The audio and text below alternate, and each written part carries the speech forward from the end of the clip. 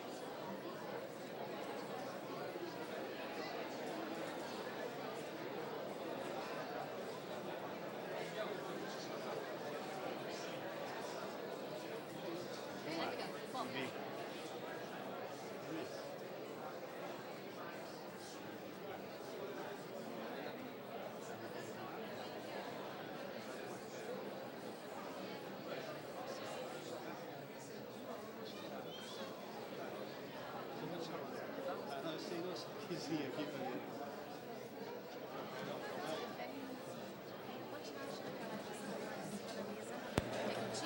Muito bom.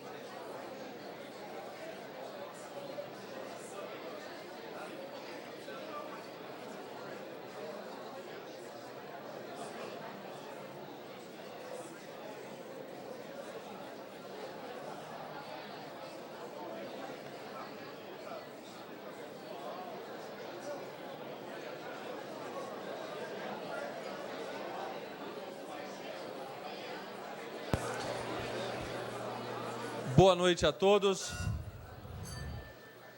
Para que nós tenhamos a oportunidade de iniciar esta sessão especial, eu informo às senhoras e aos senhores que não estejam confortáveis aqui no plenário, que no nosso prédio anexo foi instalado um telão para que pudesse ser feita a transmissão ao vivo, simultaneamente a todos os acontecimentos aqui deste plenário no prédio em anexo. Se caso alguém não queira ficar com essa sensação gostosa do calor humano aqui todos perto um do outro e queiram ficar no conforto do prédio anexo, teremos lá um telão onde estará sendo transmitido simultaneamente tudo o que ocorrerá aqui neste plenário na noite de hoje. Nós já havíamos feito esta previsão em razão de diversos vereadores que participaram da organização desta atividade também terem nos passado a quantidade de pessoas que estariam presentes na noite de hoje. Então, em razão disso, o telão está à disposição no prédio em anexo. Eu gostaria de convidar para que tomasse assento à mesa o excelentíssimo, reverendíssimo senhor Dom Gil Antônio Moreira, bispo diocesano de Jundiaí.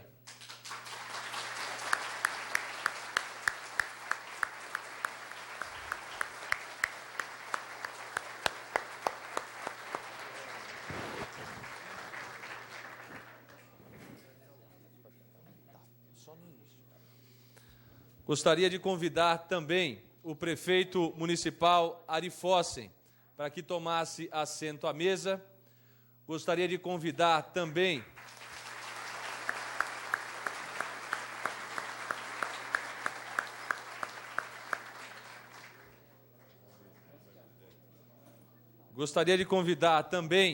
o presidente do Instituto Jundiaí Solidário, o ex-prefeito Miguel Haddad, para que tomasse também assento conosco à mesa.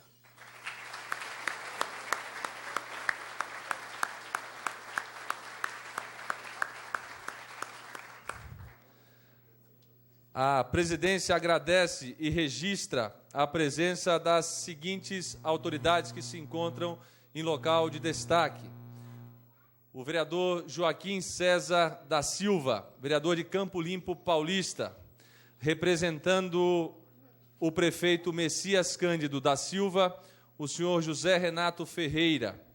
Registrar também a presença da primeira-dama do município de Jundiaí, dona Maria Alice Fossen, representando a diretoria da Sociedade Amigos de Bairro Terra Nova e Paróquia Santa Rosa de Lima, da Vila, o senhor Carlos Eduardo Rodrigues Barbosa, a senhora Silene Tonelli, presidente da Comissão de Bioética da OAB, representando a doutora Gisele Fleury Germano de Lemos, o senhor Miguel Haddad, já citado no protocolo, representando o senhor Edivaldo Bronzeri, presidente do Círculo Italiano de Jundiaí, o senhor Leandro Nalini, vice-presidente da diretoria, representando o presidente do Partido Verde do município de Jundiaí, Eduardo Santos Palhares, está o professor Júlio Lamarca e a professora Neisi Martins de Oliveira Cardoso, que também se faz presente. Quero agradecer também e registrar a presença do vigário-geral da Diocese de Jundiaí, o padre Joaquim Vladimir Lopes Dias, em nome do qual cumprimento todos os demais padres que aqui estão. Declaro aberto os trabalhos sobre a proteção de Deus e solicito à senhora primeira secretária, vereadora Ana Tonelli, proceder à chamada dos senhores vereadores, já que na noite de hoje fazemos uma sessão especial e, portanto, com a necessidade de chamada dos senhores vereadores presentes. Pois não, senhor presidente. Vereador Adilson Rosa, vereadora Ana Tonelli, presente. Vereador Antônio Carlos Pereira Neto, Doca, presente. Vereador Carlos Alberto Kubitsa. Presente. Presente. Vereador Dr. Cláudio Miranda. Presente. Vereador Enivaldo Ramos de Freitas. Vereador Val. Presente. Vereador Gerson Sartori. Presente. Presente. Vereador José Antônio Cachã. Presente. Vereador José Carlos Ferreira Dias. Presente. Vereador José Galvão Braga Campos. Vereador Tico. Presente. Presente. Vereador Júlio César de Oliveira. Presente. Vereador Julião. Vereador Luiz Fernando Arantes Machado, presente. Na presidência. Vereador Marcelo Gastaldo. Presente. Presente. Vereadora Marilena Negro. Presente. Vereador Pastor Roberto Conde. Vereadora doutora Silvana Cássia Ribeiro Batista. Presente. Senhor presidente, segunda chamada. Vereador Adilson Rosa. E vereador Pastor Roberto Conde. Senhor presidente, 14 senhores vereadores presentes e 2 ausências. Convido a todos, então, a entoar o hino nacional brasileiro.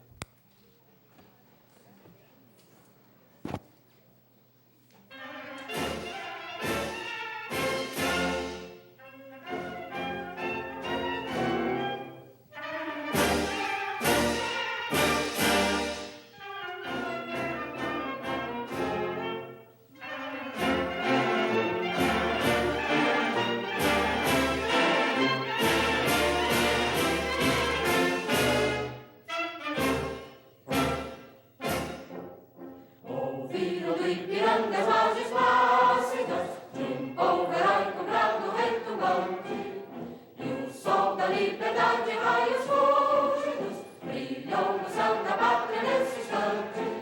Se o penhor dessa igualdade conseguimos conquistar com braço forte, desde o seio com a liberdade desafia o nosso feito à própria morte. Ó pátria amada, idolatrada, salve, salve, Brasil no sonho denso, raio vívido, de amor e de esperança terra desce, sem teu formoso céu risonho límpido, a imagem do cruzeiro resplandece. Gigante pela própria natureza, és bela, és forte, pálido colosso, e o teu futuro espelha essa grandeza, terra adorada, entre outras vilas do Brasil, a pátria amada, dos filhos deste sol és mãe gentil, pátria amada, Brasil.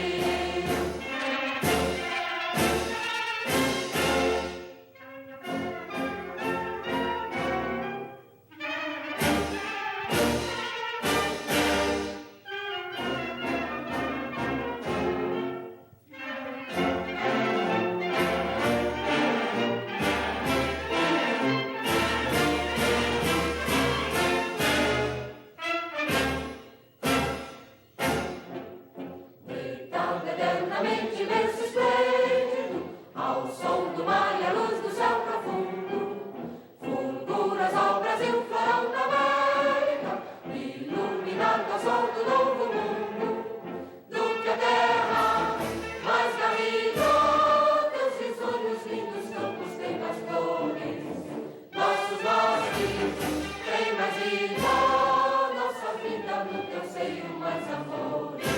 Ó pátria amada, idolatrada, salve, salve, Brasil de amor eterno seja símbolo, o na garupa sempre estrelado, e diga o verde louro desta flâmula, mas no futuro e glória no passado. Mas serves da justiça acaba forte, verás que o filho teu não foge à luta, que teme quem te adora a própria morte.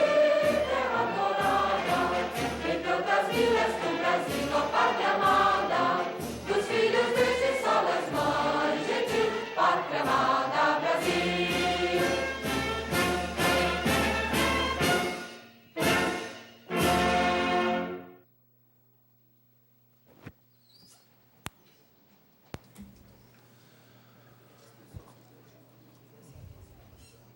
Convido agora o bispo diocesano de Jundiaí, Dom Gil Antônio Moreira, a fazer da presidência a condução dos trabalhos nesta sessão especial e também a fazer a introdução da Semana Nacional da Vida.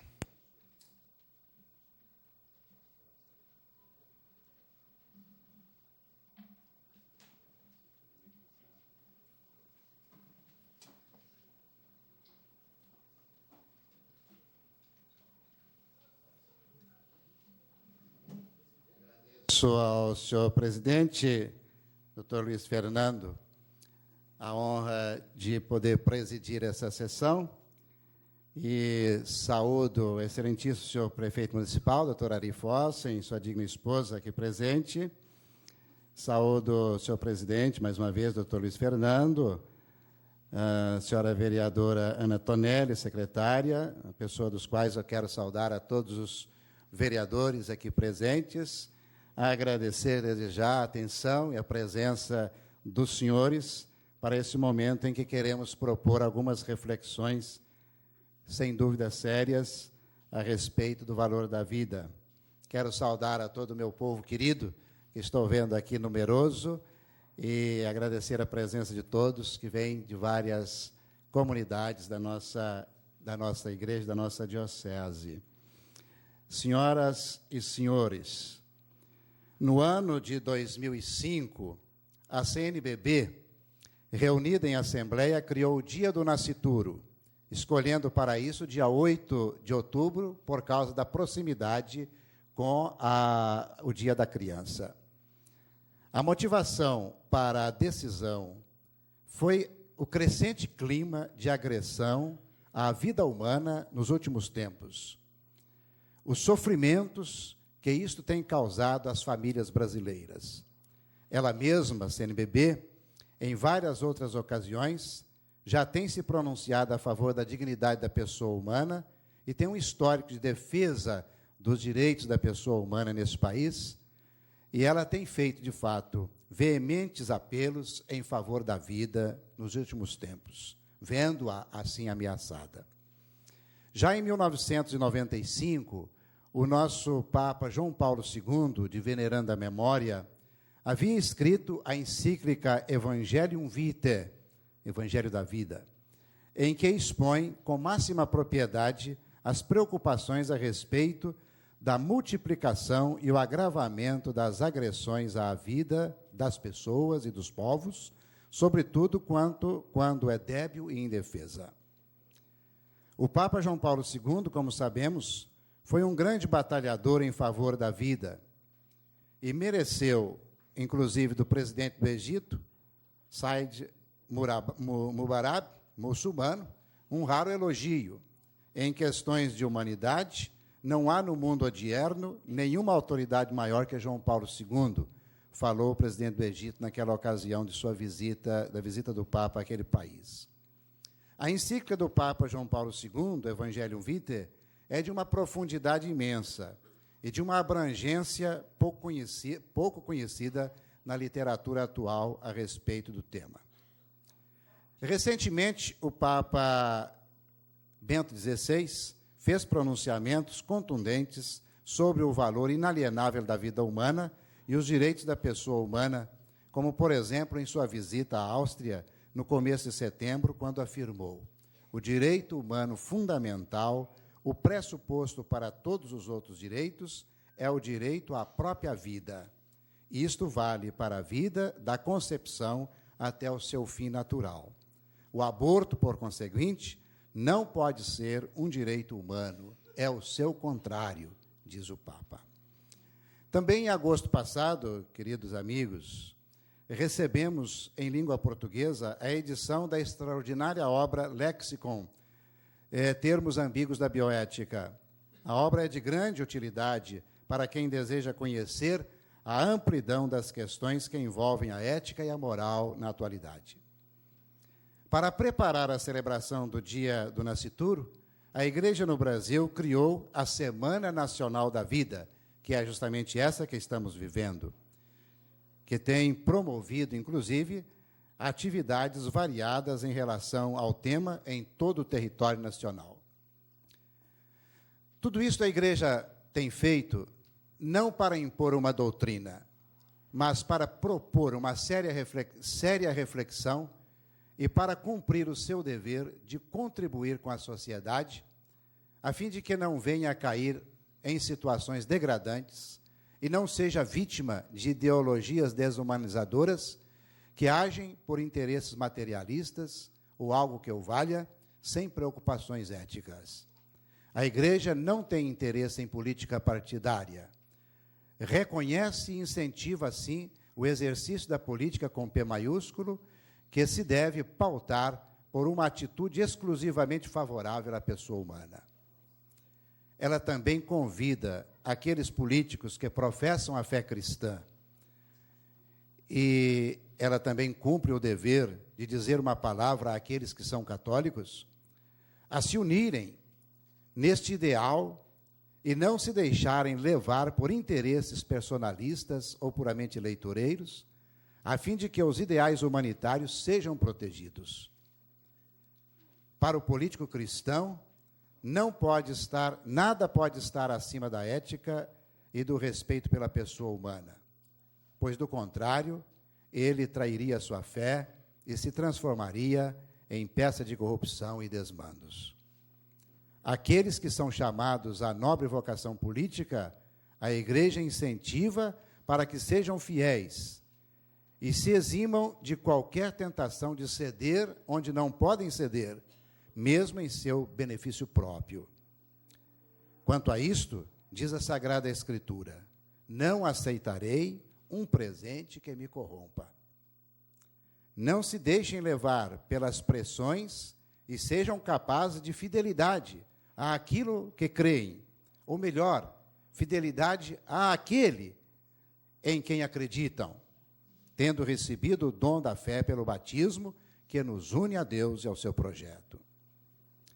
Exemplos como de Santa Edviges, rainha da Silésia, no século XII, ou de São Luís, rei de França, no século XIII, ou de Santo Tomás More, chanceler do governo inglês no século XVI, ou de Garcia Moreno, presidente do Equador no século XIX, ou de Higino Giordano, no parlamento italiano no século XX, e tantos outros que poderíamos citar, haja hoje políticos autenticamente fiéis a Cristo, capazes de colocar as coisas de Deus acima de seus próprios interesses pessoais, a fim de que a política seja, de fato, um exercício do poder em favor da pessoa humana, do bem coletivo, sobre os trilhos irrenunciáveis dos critérios éticos e morais. Diante de uma sociedade que se vê em decadência moral, com problemas comprometedores no que se refere ao respeito à vida, todos somos chamados a refletir e a dizer um basta às ideologias anti-humanas. Um não explícito deve ser dado ao terrorismo, à violência, à insegurança, à guerra e às agressões, como já foi dado um não explícito ao nazismo e ao fascismo, aos regimes totalitários e opressores. Seja hoje a luta em favor da vida a reação dos verdadeiros homens públicos contra todo este preocupante estado de coisas. Há uma cultura da morte que nos ronda e nos ameaça. Há de haver de nossa parte, queridos irmãos, a defesa e a inversão dos movimentos, a fim de que prevaleça a cultura da vida. Um dos perigos que mais ameaçam os direitos humanos, hoje em dia, em nosso país, é, sem dúvida, o movimento abortista, com projetos de leis que pretendem impor à nação a legalização da morte provocada dos nascituros. Entre os argumentos propalados, escolhemos 4 que trago para exame dos presentes nessa sessão. Primeiro argumento é o pretenso direito da mulher sobre o seu corpo.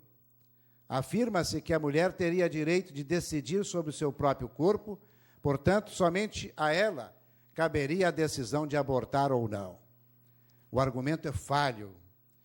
Primeiro, porque a criança que está sendo gerada em seu ventre não é parte do seu corpo, mas outro ser humano, desde o momento da sua concepção. Ser humano que tem tanto direito à vida quanto ela. Pelo instinto materno, a mulher naturalmente quer protegê-lo, mas se reconhece que em situações constrangedoras ou anômalas, ela pode chegar ao desespero e querer fazer dano ao seu próprio filho, o que muitas vezes lhe trará consequências psicológicas incuráveis ou atormentadoras para todo o seu futuro.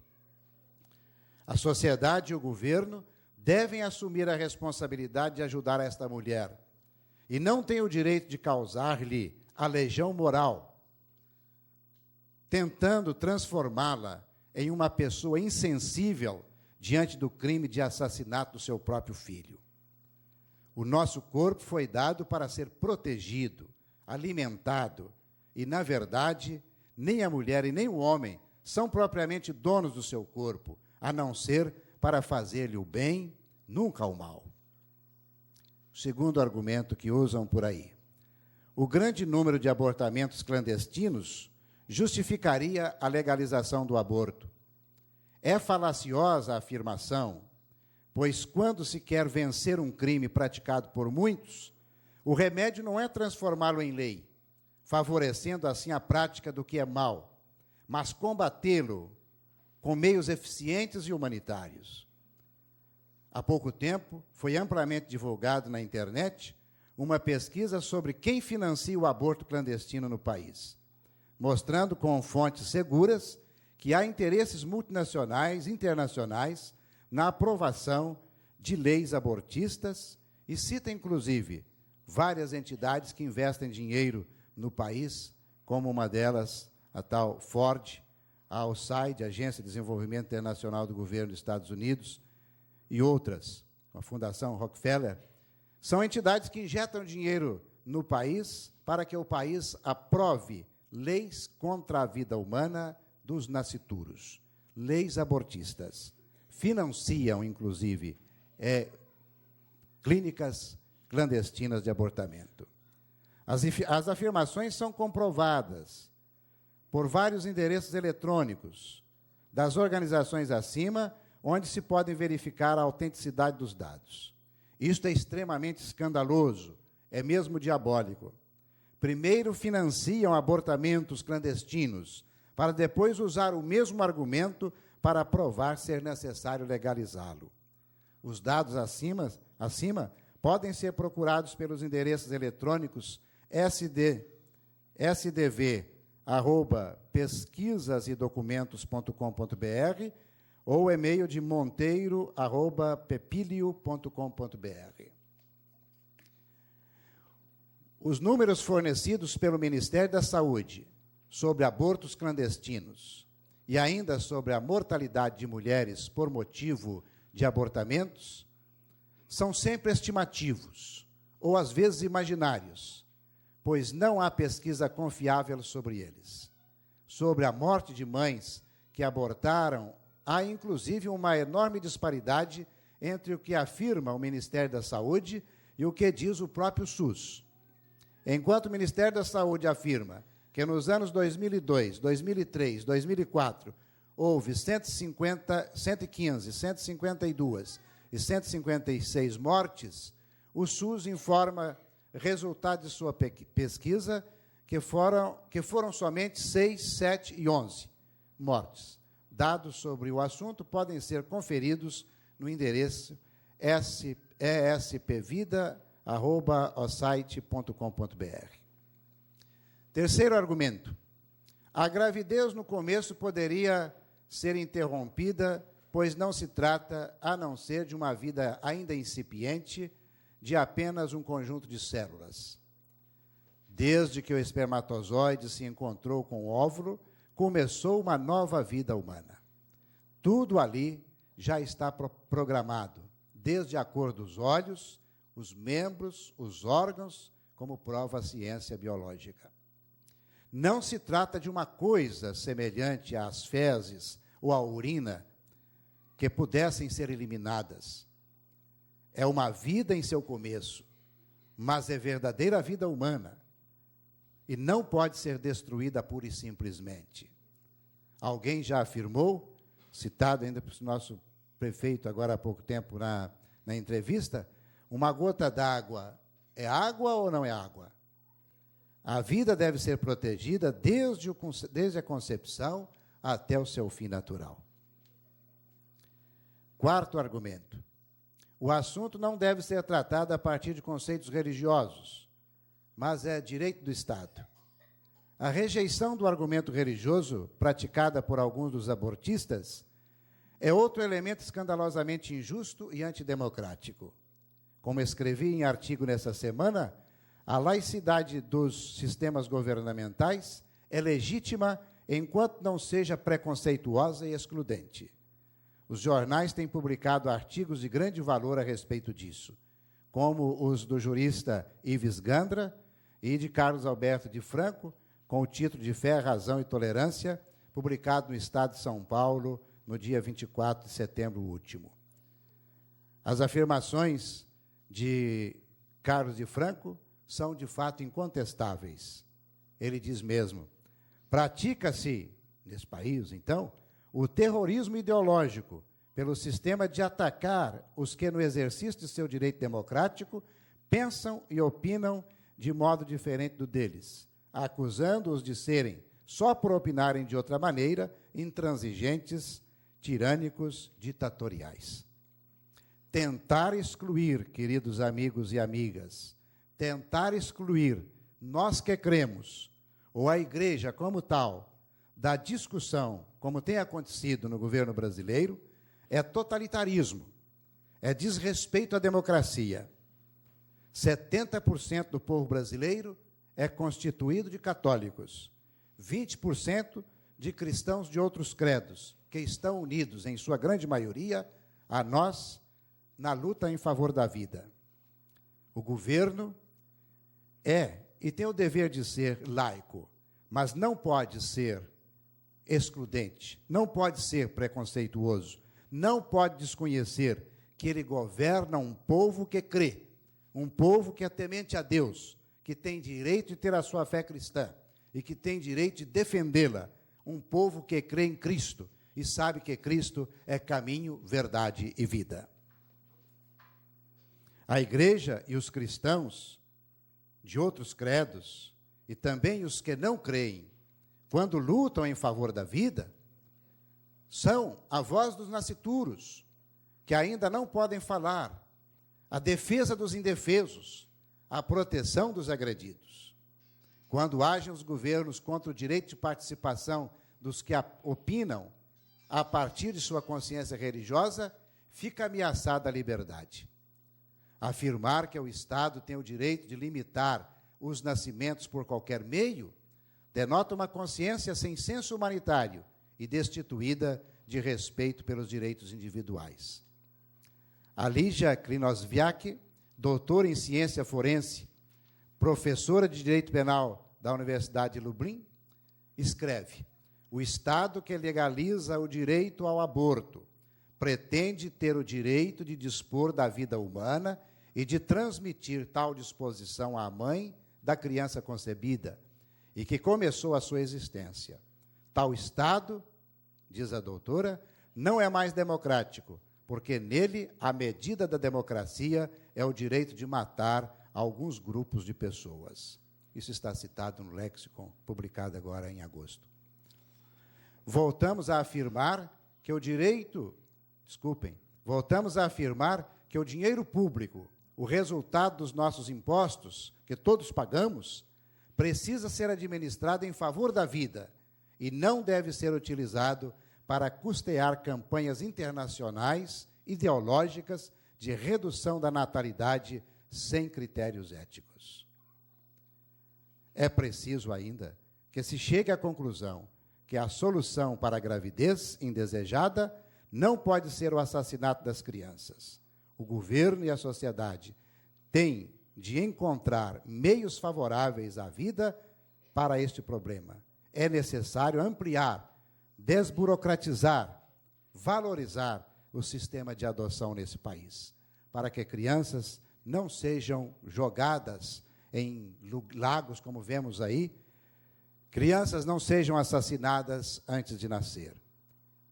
Convido a todos para continuarmos na luta contra tudo o que atenta contra a vida humana. Agradeço a atenção de todos. Muito obrigado.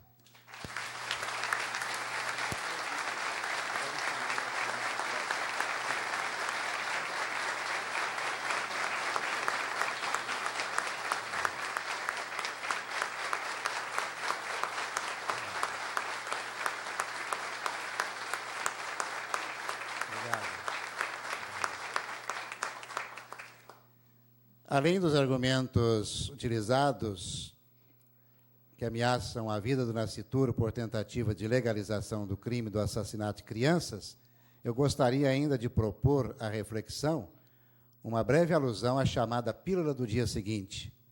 Para isso, eu peço a colaboração do médico ginecologista, Dr. Malagodi. Está o Dr. Malagodi? Dr. Malagodi vai nos dar uma rápida palavra a respeito da pílula do dia seguinte. Logo depois vamos ver o filme e, posteriormente, a Pastoral da Criança fará aí também uma pequena intervenção. Dr. Malagodi, por favor.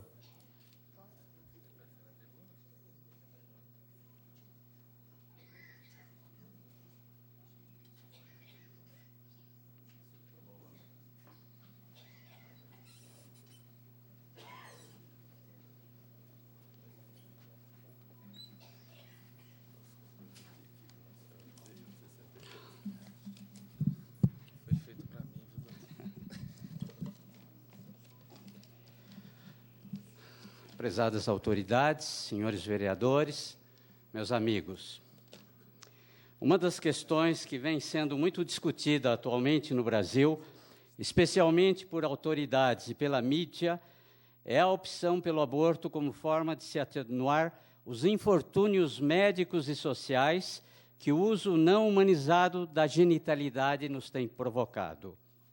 Fica bem claro para aqueles que se aprofundam no estudo desse tema que se trata muito mais de equívocos, que incluem desde a gênese daquilo que consideram como uma doença, como o tratamento que para ela se quer propor. Quanto à causa, não é necessário ser um grande cientista para se perceber que não há lei ou sistema prisional que consiga um comportamento humanizado do indivíduo não ético. O nosso país hoje, um dos mais violentos do mundo, cuja violência cresce a cada nova estatística, é uma prova evidente desse fracasso. Fica, assim, bastante claro o grande equívoco de nossos sistemas educacionais e, sem dúvida, esse deveria ser o centro de nossas discussões. Assim, por nossa perniciosa limitação, que nos impossibilita discutir as causas, acabamos transformando a gravidez indesejada numa doença e, como tal, estamos debatendo a melhor forma de extirpá-la. É deste modo que a chamada pílula do dia seguinte, já de uso indiscriminado por nossas adolescentes, aparece como uma opção para a gravidez inoportuna, aqui considerada como uma moléstia a ser tratada. Esta pílula do dia seguinte, um processo hormonal que apareceu no final dos anos 70, com o nome de método USP, para controle pós-coital dos nascimentos, consta hoje de 2 comprimidos com alta dose de um progestínico sintético, o levonorgestrel, que tem diferentes mecanismos de ação no organismo feminino. Como diz a própria bula destas pílulas, sua ação se manifesta por 3 mecanismos. Através do retardamento ou supressão da ovulação, dificultando a fertilização do óvulo pelo espermatozoide por alteração do muco cervical e produzindo mudanças dramáticas no endométrio, e com isso reduz a possibilidade de implantação desta nova vida formada na cavidade uterina. Para facilitar a compreensão, podemos resumir as consequências desses 2 comprimidos em 2 alternativas. A mulher não engravidou, pois está distante do período fértil, e o efeito desta alta dose hormonal contida desses 2 comprimidos vai se manifestar num sangramento vaginal que sempre ocorre e que pode ser chamado como uma menstruação antecipada. Na segunda possibilidade, quando o ato genital ocorre no período fértil, os 3 mecanismos há pouco mencionados vão ser desencadeados e assim teremos, em alguns casos, a impossibilidade do encontro oócito-espermatozoide quando não ocorrerá a fecundação. Contudo, como esse encontro óvulo-espermatozoide ocorre dentro de poucas horas e como a pílula do dia seguinte pode ser ingerida até no máximo 72 horas após o chamado ato genital desprotegido, ocorre que na grande maioria das vezes teremos a fecundação, isto é, a formação de uma nova vida humana.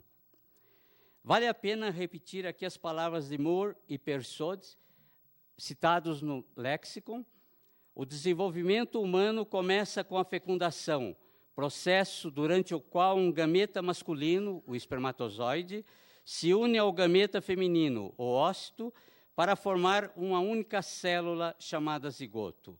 Esta, bem estruturada célula totipotente, assinala o início de cada um de nós como indivíduo único. Uma vez desestruturado o endométrio, a capa interna do útero que deve acolher essa nova vida e que é responsável pelo processo de nidação, um dos efeitos dos 2 comprimidos, esse ser humano que nesta fase se chama blastócito, será fatalmente eliminado. Atualmente, novos estudos têm demonstrado a existência dos chamados fatores de implante, interdependentes e ordenados em nível hormonal, sendo regulados diretamente por estrógenos e progesterona de origem ovariana. O levonorgestrel, na dosagem preconizada, influenciará negativamente esses fatores de implante, ligando-se aos receptores existentes ao nível do endométrio, provocando o seu descolamento. É inquestionável o efeito abortivo da pílula do dia seguinte, que ocorrerá sempre que ingerida após a fecundação. Outro importante aspecto a ser referido diz respeito aos efeitos colaterais do levonorgestrel na dose recomendada. Segundo o médico Marcelo Zugaibe, chefe do Departamento de Ginecologia do Hospital das Clínicas, podem ocorrer retenção de líquidos, pressão alta, náuseas, desequilíbrio hormonal e alterações do ciclo menstrual. Na bula do Pilem, para citar uma das pílulas do dia seguinte, são citados como possíveis fenômenos tromboembólicos, infarto do miocárdio, derrame cerebral e tumores hepáticos. No caso do Pilem, uma das apresentações desse progestínico sintético aparece na bula, no item das precauções e advertências, uma vez a palavra morte e uma vez a palavra morrer. É preciso, contudo, enxergar um pouco além de seu efeito abortivo e de seus graves efeitos colaterais que podem acontecer. Equivocadamente, a liberalização do uso da pílula do dia seguinte tem se traduzido em mais um mecanismo de incentivo para o uso precoce da genitalidade, usada, como sempre, de forma irresponsável e cujas consequências estão à vista de todos. Em artigo do jornal Estado de São Paulo, de 24 de outubro de 2004, a doutora Albertina Duarte Takeuchi já advertia sobre o uso de forma contínua, indevida e indiscriminada por parte dos jovens. Comprovando sua afirmação, apresentou os seguintes dados. Em 2000, foram vendidos 550 mil unidades de pílula do dia seguinte em todo o Brasil. Já em 2004, até setembro, tinham sido vendidas 3.400.000 unidades. É curioso observar grandes investimentos em programas que procuram minimizar a violência contra a mulher e a criança, de um lado, e de outro, tenta-se solucionar o grave problema da gravidez na adolescência com métodos e procedimentos que agridem a feminilidade e destroem o nascituro. Ali combate-se a violência, aqui, dissimuladamente, a estimula. O advento da pílula de uso continuado, o uso da camisinha, a liberalização do aborto, são medidas que alguns consideram como um avanço tecnológico, mas que nada mais são do que um grande anteparo que nos impede de enxergar a triste desigualdade na relação homem-mulher e a necessidade de se resgatar o ser humano ético. Discutir a validade técnica e moral desses dois comprimidos parece ofuscar nossas melhores possibilidades. Nosso imenso potencial humano deve nos levar muito além, onde um dia possamos construir uma duradoura sociedade justa e fraterna, e onde a vida do ser seja novamente o bem mais precioso do universo. Muito obrigado.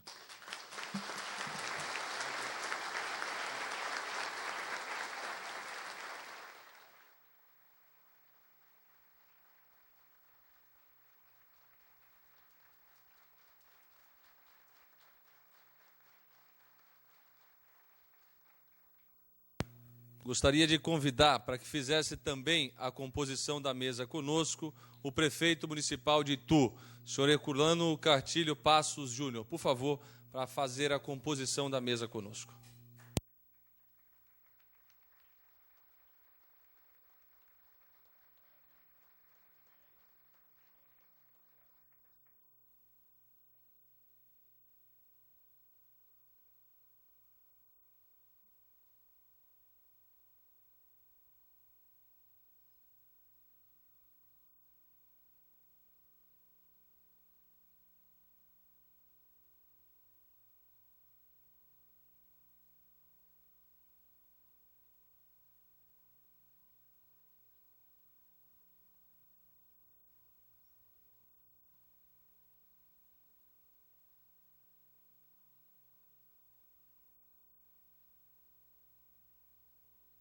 sobre a questão da distribuição da pílula do dia seguinte, que a gente observa está sendo aí escandalosa no país.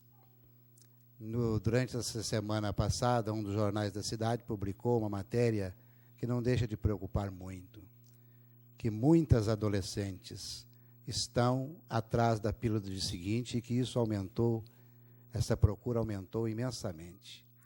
Muitas procuram nas farmácias, compram, e outras procuram nos postos de saúde. Ali precisam de uma receita médica que elas procuram obter. A preocupação é também com a promiscuidade. Será que a distribuição disso, desta forma que está sendo feita no país, não está levando a nossa população a um índice de promiscuidade imensa, levando crianças de 12, 13, 14 anos a praticar o sexo, como eles dizem, seguramente? E a parte moral? E a proteção das nossas famílias? E os pais que às vezes nem sabem que a filha está procurando aquilo? Então eu faria um apelo aos nossos governantes do município que procurassem olhar como está sendo isso distribuído no nosso município. Como é que isso está atingindo a população da nossa cidade de Jundiaí? E que medidas poderiam ser tomadas em proteção à família e para evitar o progresso da promiscuidade na adolescência. Isso eu gostaria de expor e fazer esse pedido.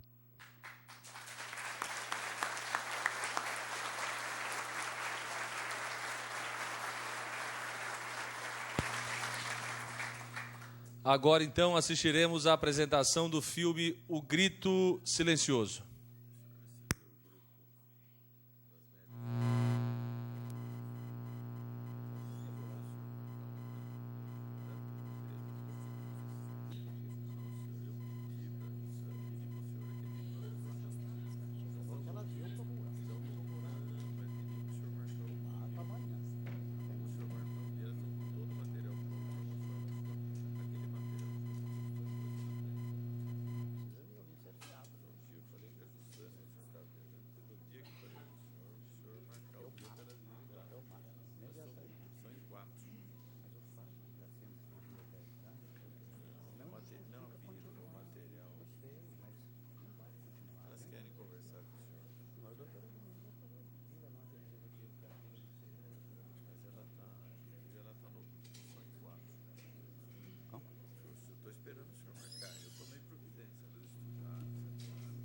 Amanhã.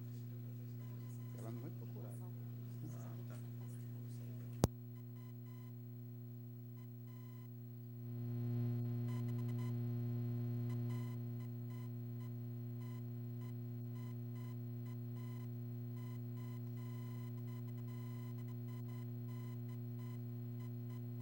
O filme é autêntico. Algumas cenas contêm material explícito e se recomenda supervisão paterna.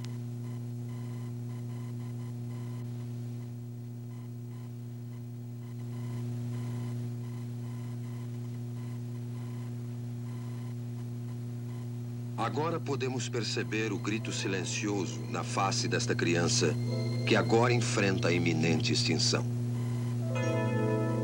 O grito silencioso.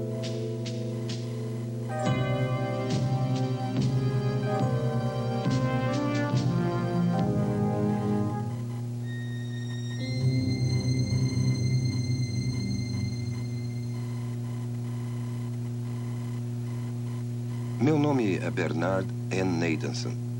Sou um médico e também obstetra e ginecologista. E acho que tem.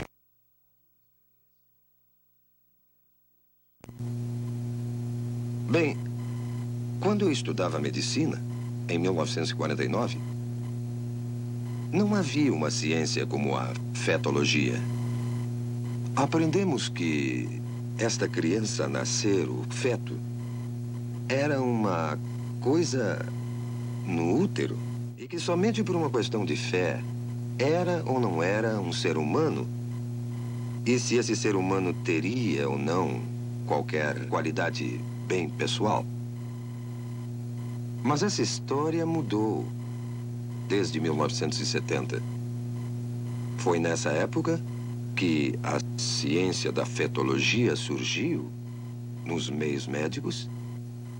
Surgiu pela mera apresentação de grandes e novas tecnologias, como a imagem ultrassônica, o monitor eletrônico do coração fetal, fetologia, histeroscopia, teste imunológico e uma série de outras novas tecnologias que hoje constituem, de fato, o corpo da ciência da fetologia.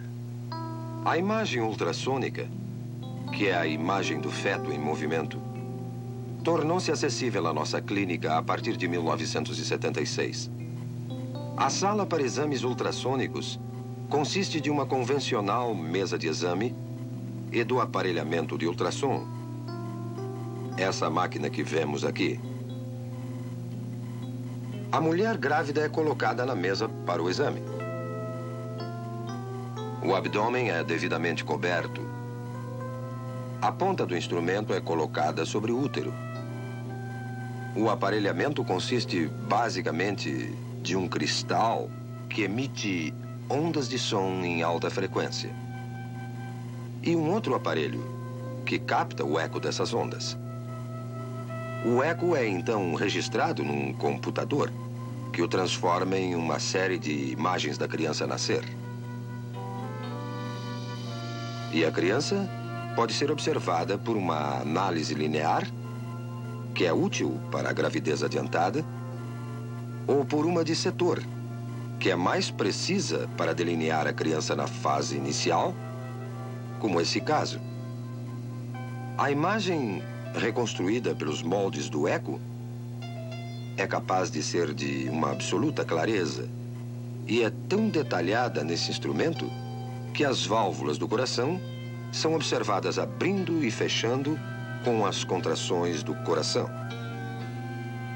Mães e pais, pela primeira vez, têm podido ver suas crianças antes do nascimento, com essa espetacular tecnologia. Essas tecnologias, esses aparelhos e máquinas que usamos diariamente, têm nos convencido que, sem dúvida, essa criança nascer é também outro ser humano, outro membro da humanidade, sem distinção, de maneira alguma, a qualquer um de nós. E pela primeira vez, temos a tecnologia para ver um aborto sob o ponto de vista da vítima. A imagem ultrassônica nos permite ver isso.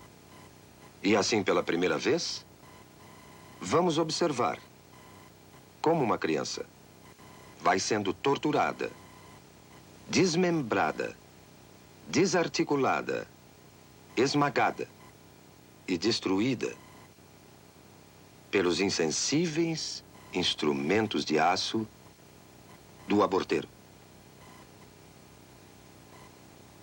O que estamos vendo aqui é uma sequência do desenvolvimento de uma criança no estado pré-natal de vida, desde os primeiros momentos até o fim desta fase. Temos aqui uma criança de 4 semanas, de 8 semanas, de 12 semanas, de 16 semanas, 18 semanas, de 20 semanas e de 28 semanas.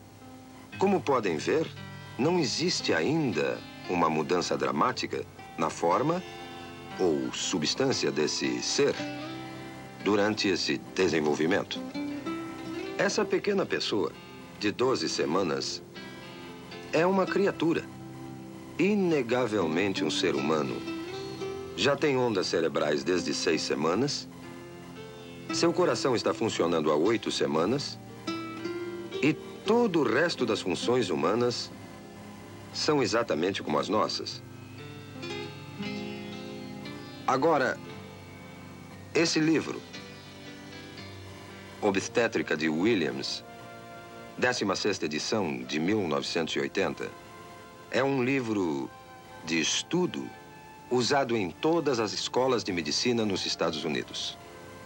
O prefácio desse livro, publicado em 1980, nos diz o seguinte: felizmente entramos numa era que o feto pode ser já considerado e tratado como nosso segundo cliente.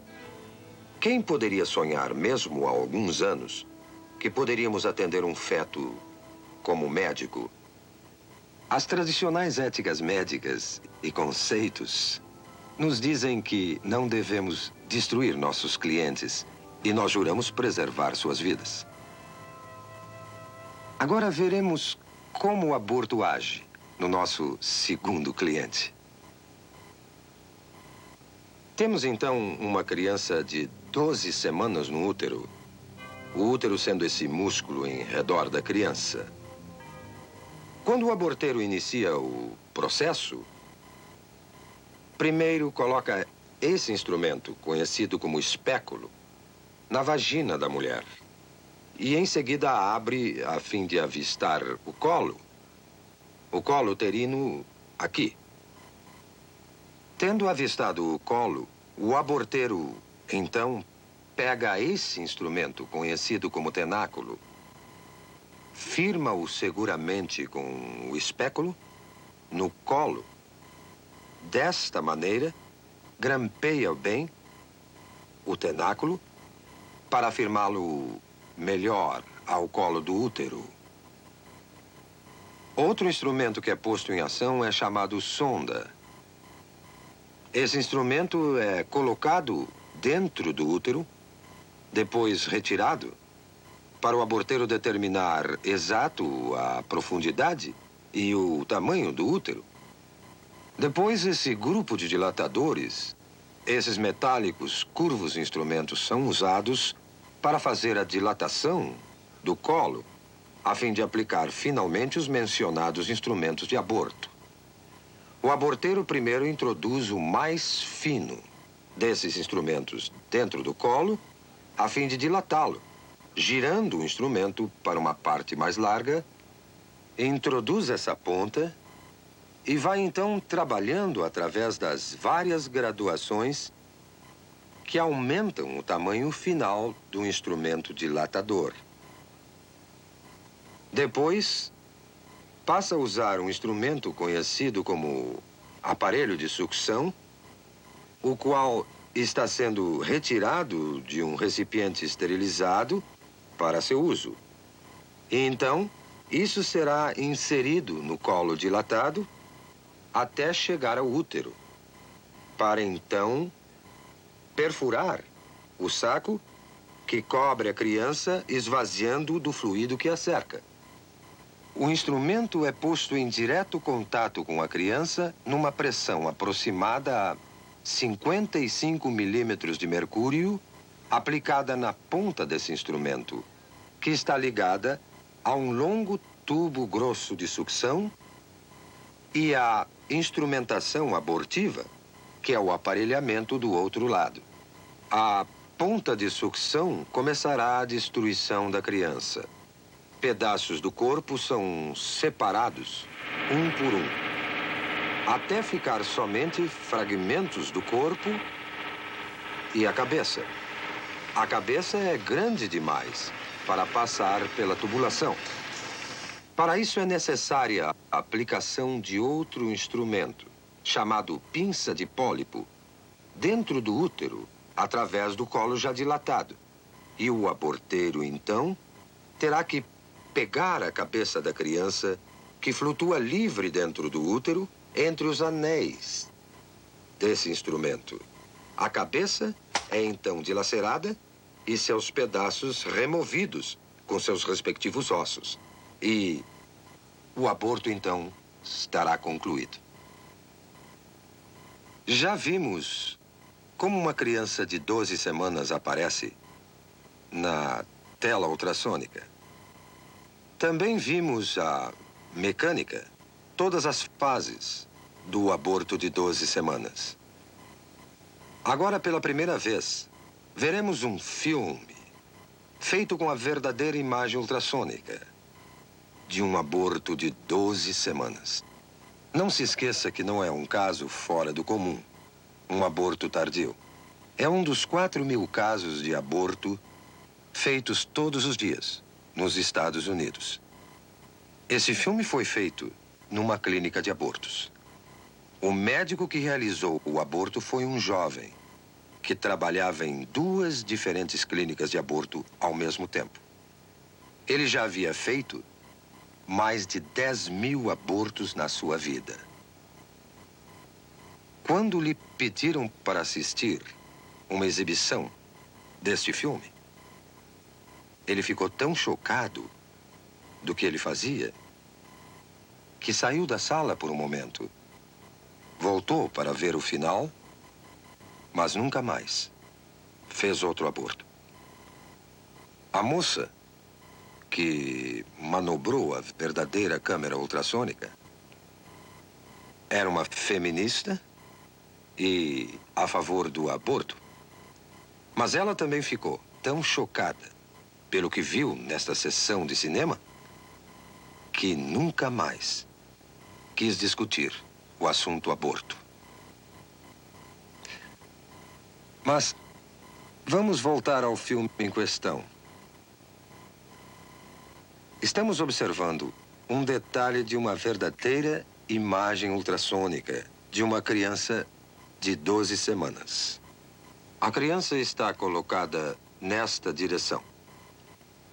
Vocês estão vendo a cabeça da criança aqui, o corpo inteiro da criança aqui, e essa imagem é a mão da criança perto da boca.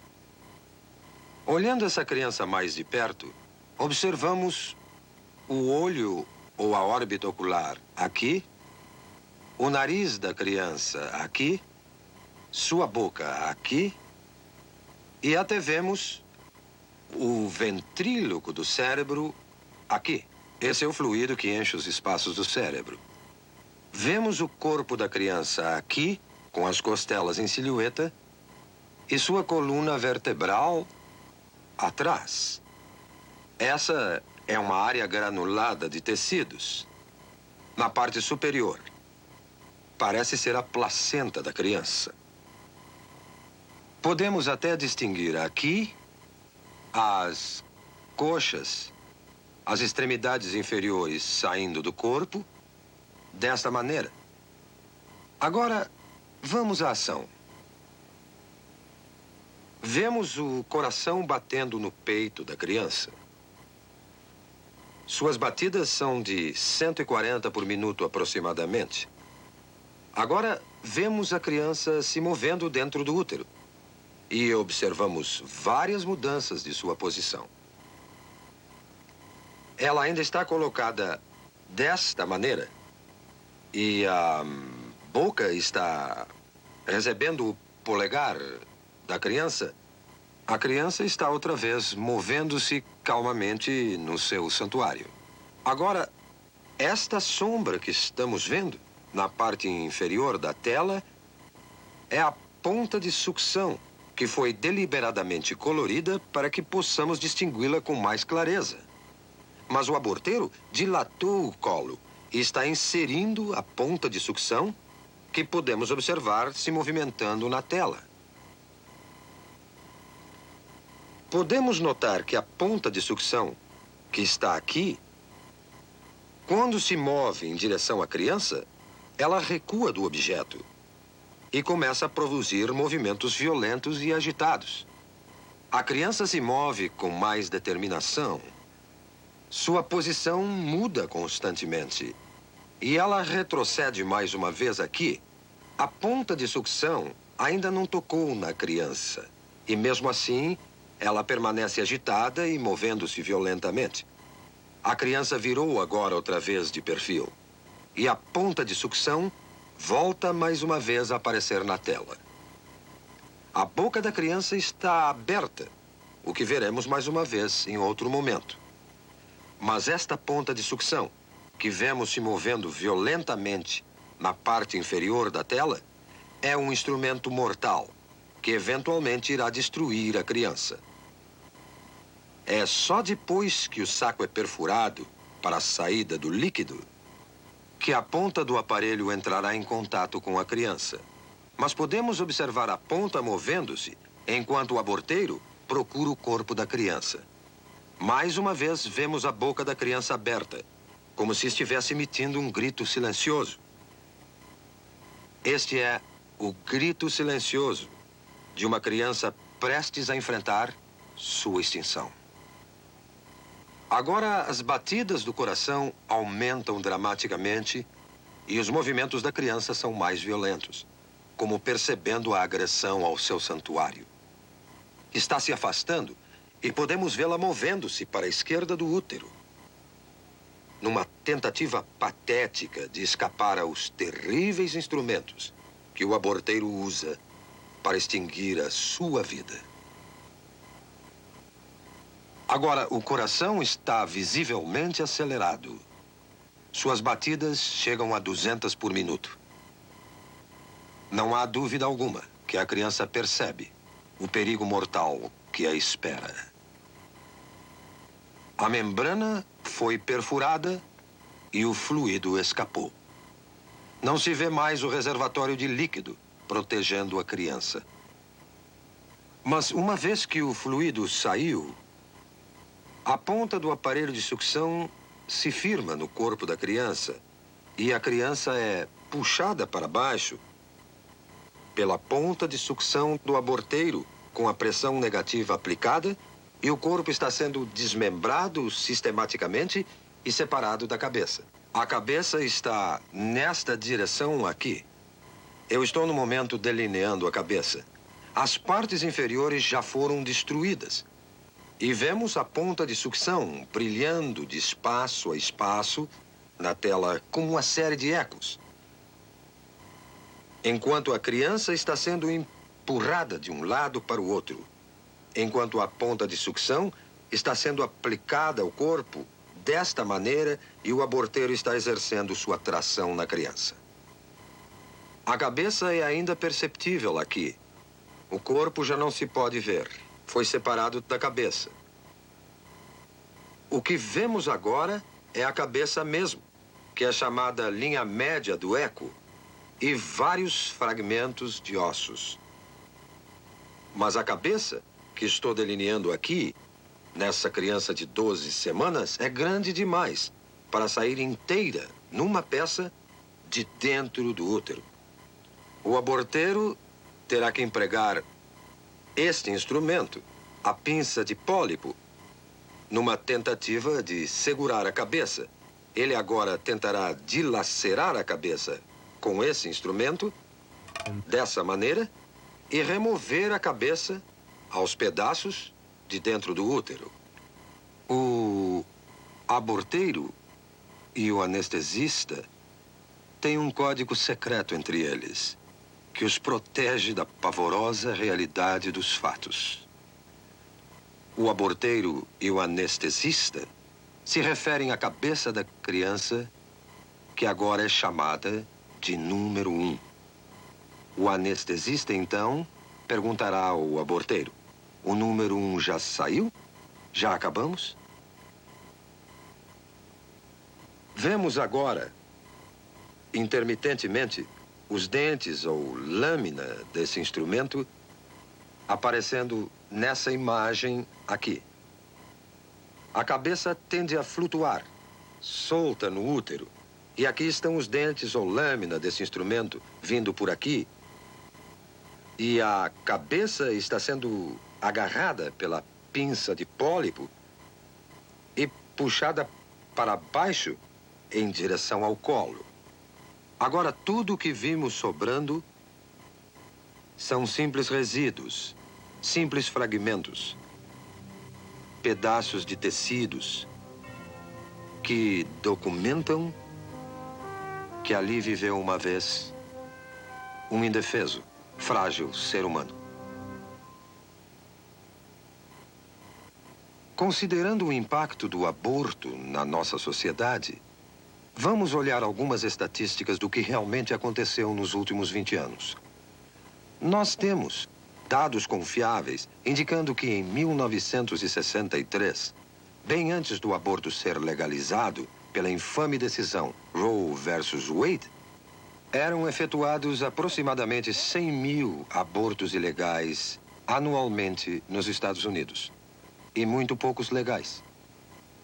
Em 1973, o primeiro ano que a decisão Roe versus Wade prevaleceu neste país, cerca de 750 mil abortos foram efetuados. E em 1983, o último ano do qual temos completos dados, foram feitos 1,5 milhão de abortos. Agora vamos ver o aborto como indústria. No ano passado, foram efetuados 1,5 milhão de abortos nesse país. E o custo médio de um aborto é de 300 a 400 dólares por operação. Isso criou uma indústria nesse país de uns 5 a 6 milhões de dólares por ano, colocando-o na lista das 500 maiores indústrias do mundo. 90% de todo esse dinheiro vai para o bolso dos médicos e o que sobra no bolso dos empresários que dirigem as clínicas. Tivemos investigações recentes sobre essas clínicas, que se ramificaram no país como cadeias de restaurantes. Sabemos que várias dessas cadeias se encontram na Califórnia, pelo sudoeste e vão até o sudeste dos Estados Unidos. E há alguma evidência agora que cada vez mais essas clínicas estão caindo nas mãos do crime sindicalizado nos Estados Unidos. E que esse dinheiro do aborto, é manchado não só pelo sangue das inocentes vítimas do aborto, como também pelas mãos sujas do crime sindicalizado nos Estados Unidos. Quando discutimos o aborto, temos que entender que a criança por nascer não é a única vítima. As mulheres são vítimas também, tanto como as crianças o são. Não foi dito às mulheres a verdadeira natureza da criança por nascer. Não lhes foi mostrado os fatos reais sobre o que o aborto realmente é. As mulheres, em grande número, centenas, milhares, dezenas de milhares, têm tido seus úteros perfurados, infectados ou sofreram destruição total de seus órgãos reprodutores como resultado de uma operação da qual não possuem um conhecimento verdadeiro. Este filme e outros filmes que virão devem fazer parte da informação geral para o consentimento de qualquer mulher antes de se submeter a um processo desta natureza. Eu acuso a Liga Nacional do Direito ao Aborto. Eu acuso o Plano Familiar e todos os conspiradores da indústria do aborto de uma consistente conspiração silenciosa que faz a mulher ignorar os verdadeiros fatos sobre o aborto. E desafio a todos que ministram o aborto a mostrar esse autêntico programa filmado, ou um similar a este, a qualquer mulher antes de consentir num aborto. Como veem, acho que entendo um pouco de aborto. Fui um dos fundadores da NARAL em 1969, que é agora a Liga Nacional do Direito ao Aborto. E por um período de 2 anos, fui o diretor da maior clínica de aborto do mundo ocidental. A partir dessa época, passamos a ter uma ciência chamada fetologia, que nos permite o estudo do feto humano. E todo esse conhecimento concluiu, sem exceção, que o feto é um ser humano, igual a qualquer um de nós, e parte integral da comunidade humana. Agora, a destruição de uma vida humana não é solução para o que basicamente é um problema social. E acredito que recorrer a essa violência é admitir que a ciência, e pior ainda, a ética estão empobrecendo. Eu me recuso a acreditar que a humanidade, que chegou até a Lua, não possa criar uma solução melhor do que recorrer à violência. Devemos todos nós, aqui e agora, dedicar todos os nossos esforços para achar uma melhor solução. Uma solução composta de amor e compaixão e um decente respeito pela inegável prioridade da vida humana. Vamos todos, pelo bem da humanidade, aqui e agora, parar esse genocídio.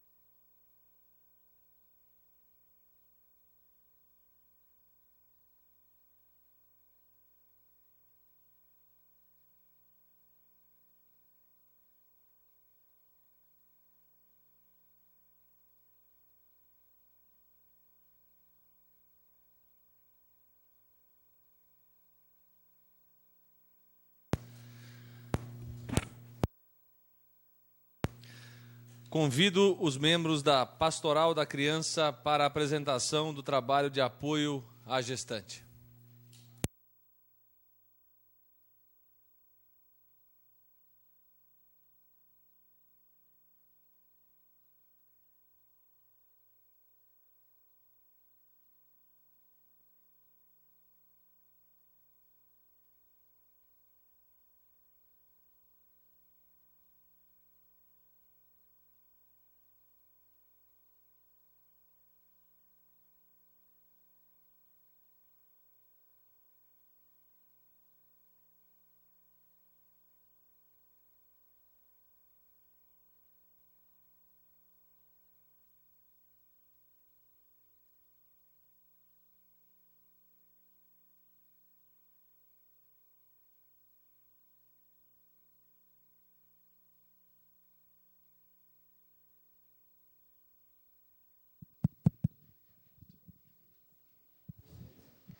Boa noite, senhoras e senhores.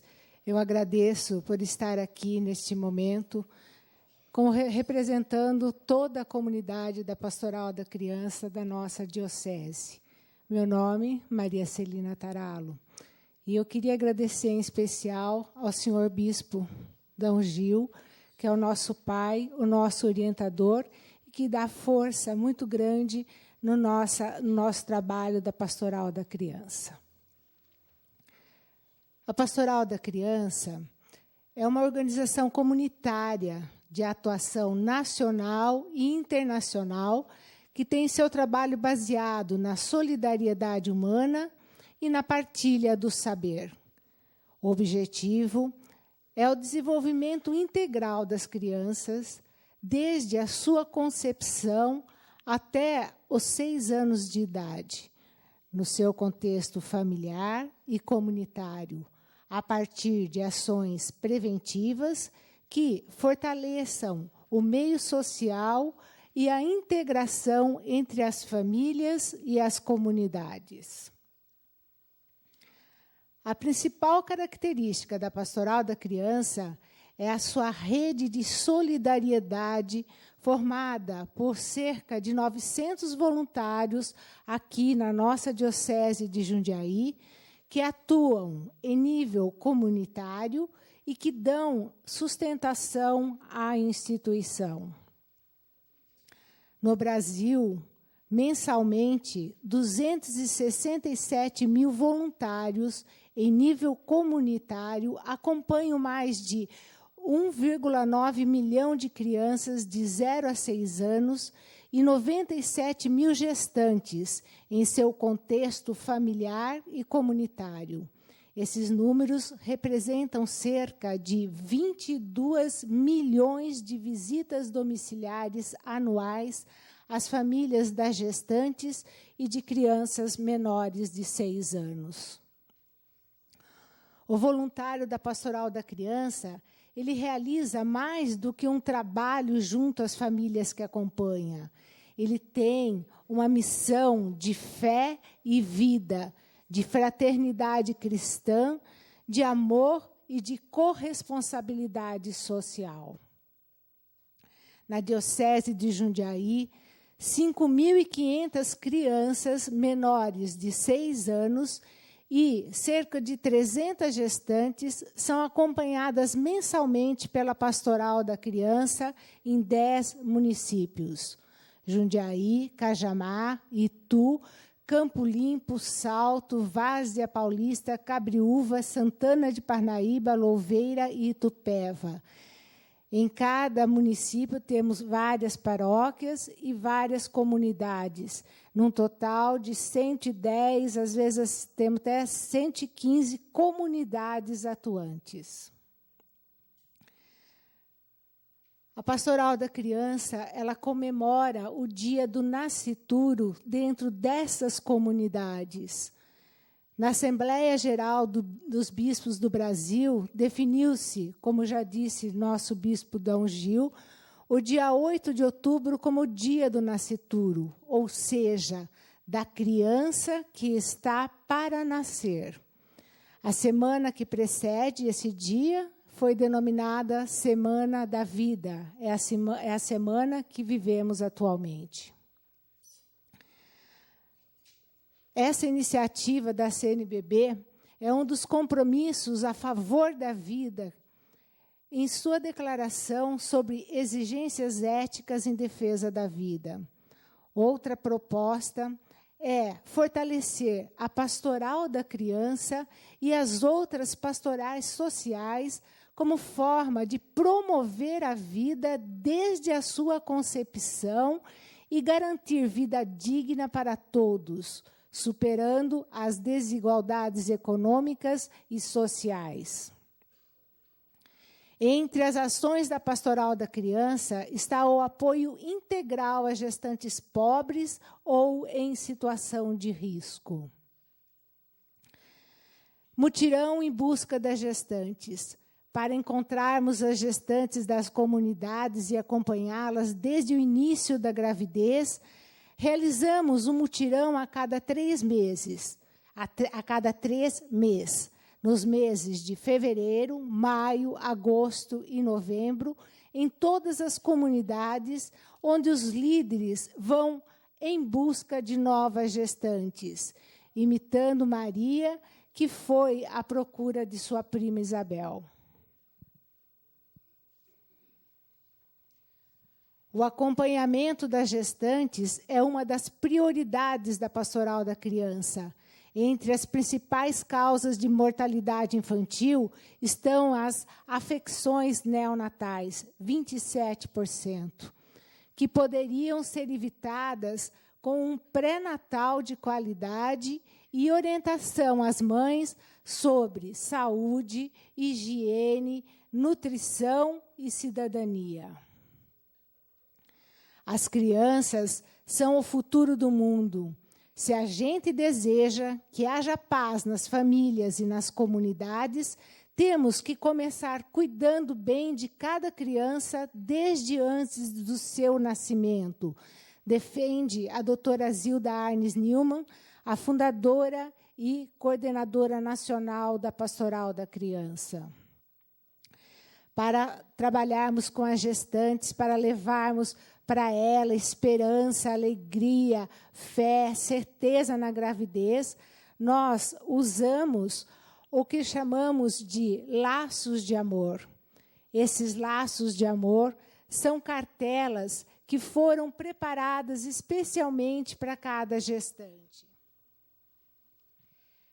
O objetivo é melhorar o envolvimento da gestante e da família com a gravidez, é mostrar as necessidades da gestante, do seu bebê, e incentivar que ela faça o acompanhamento pré-natal.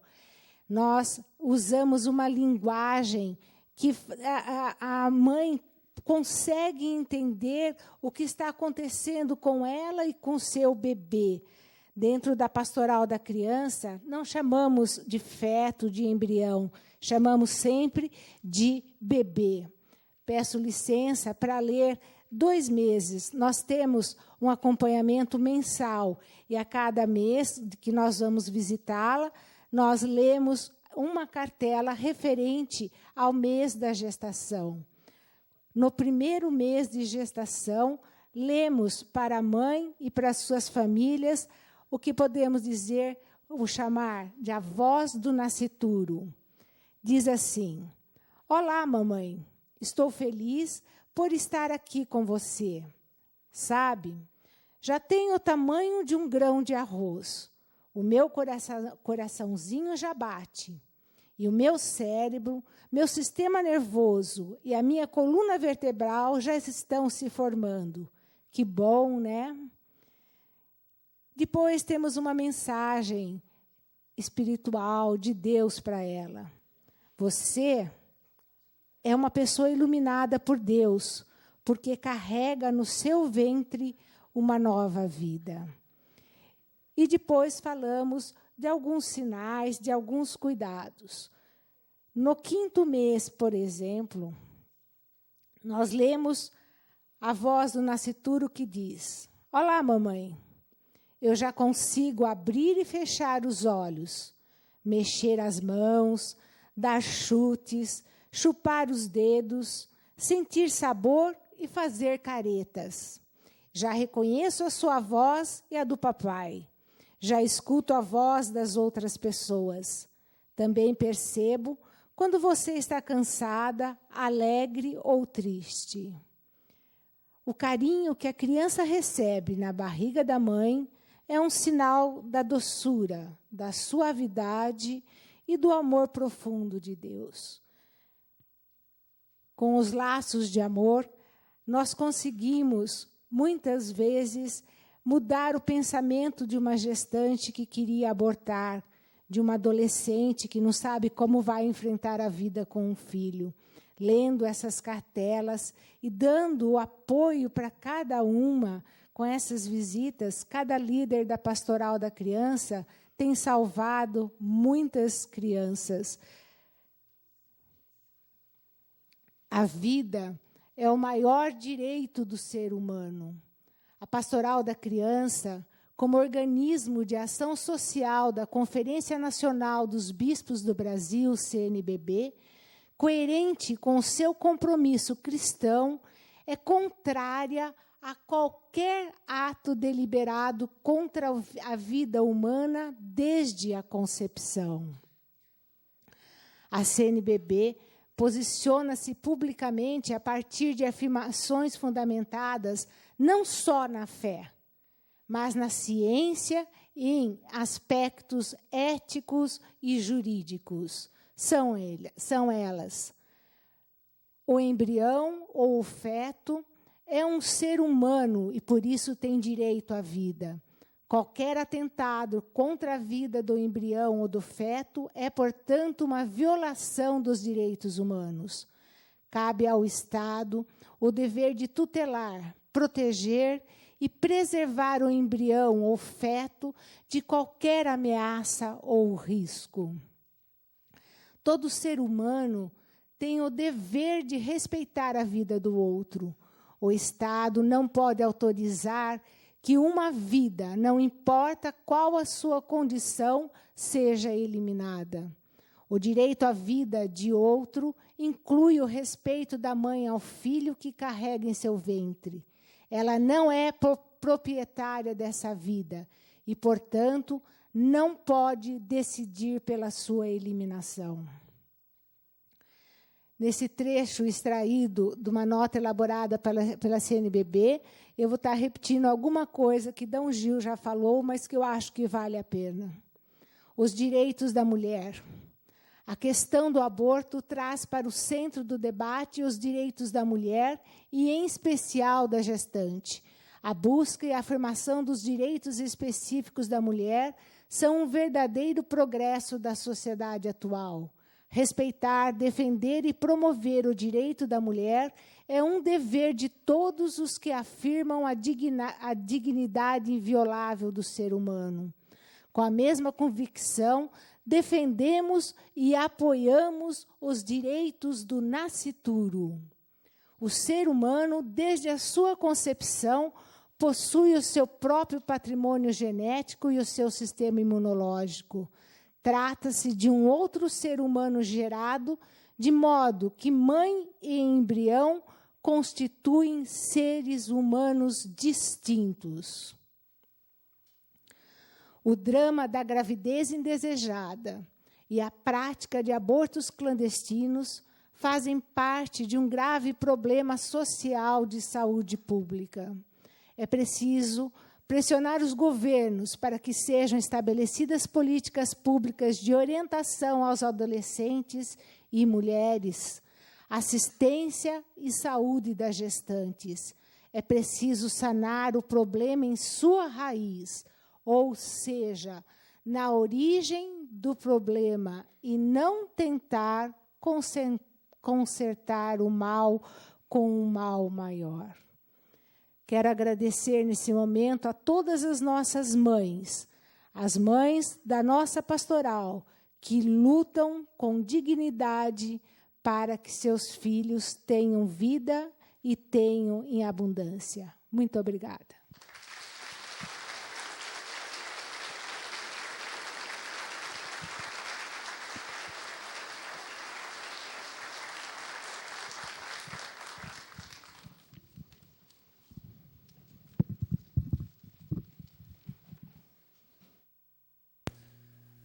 Convido agora o excelentíssimo, reverendíssimo senhor D. Gil Antônio Moreira a fazer o uso da palavra.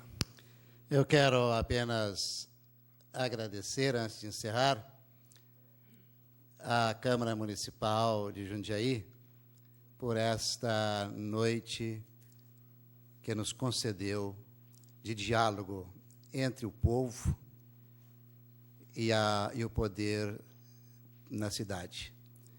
Eu queria agradecer especialmente ao Dr. Luiz Fernando, porque quando liguei para ele perguntando se era possível realizar esta sessão, ele não pensou duas vezes. Imediatamente ele disse, pode marcar. Muito obrigado, Luiz Fernando, pela...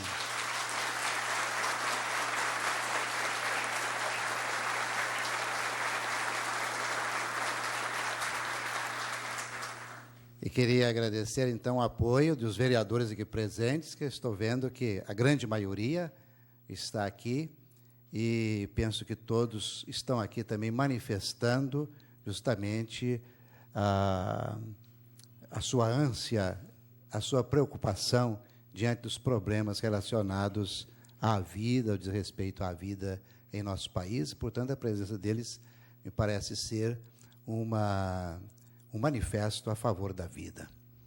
Queria agradecer também a presença do senhor prefeito municipal, doutor Ari Fossen, que sempre tem nos atendido quando nós queremos dialogar sobre esses problemas que incomodam o nosso coração e são problemas polêmicos. Ele tem sempre também nos atendido.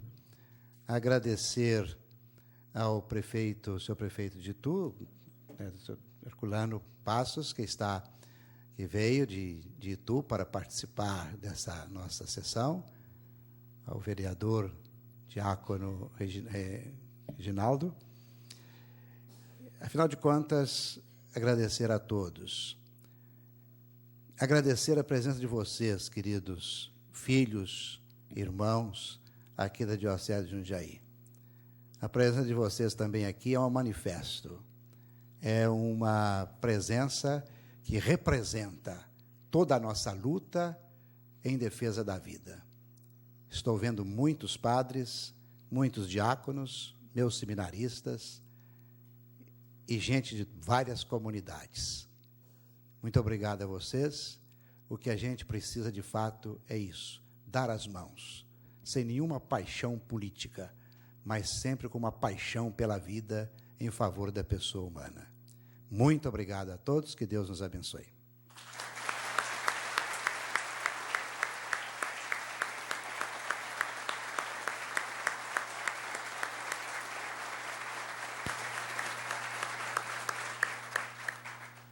A Câmara Municipal de Jundiaí rende, assim, de modo singelo, porém marcante, a sua homenagem à Diocese de Jundiaí, na pessoa do Bispo Diocesano Dom Gil Antônio Moreira, pela realização da Semana Nacional da Vida e do 2º Simpósio de Bioética. Antes de encerrarmos os trabalhos, convido a todos a entoar o hino de Jundiaí.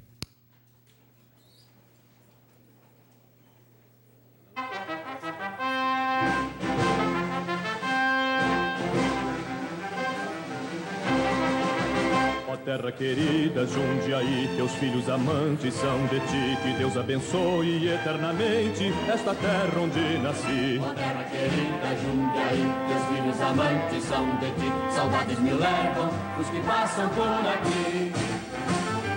Terra gentil, altruísta, de ti me orgulho, pois és bem paulista.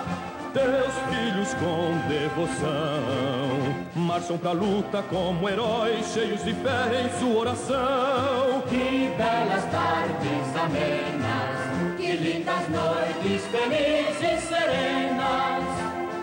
Teu jardim é um paraíso, onde a mocidade sempre jovial com seu odor confunde o riso. Quem poderia imitar o teu céu com suas cores, com seus lindos fulgores, os teus campos, tuas flores? Só a natureza guiada pelo Criador é que pode pintar esse arrebol que jamais vi tardes ao pôr do sol. Querida Jundiaí, teus filhos amantes são de ti. Que Deus abençoe eternamente esta terra onde nasci. Ó terra querida Jundiaí, teus filhos amantes são de ti. Saudades me levam os que passam por aqui.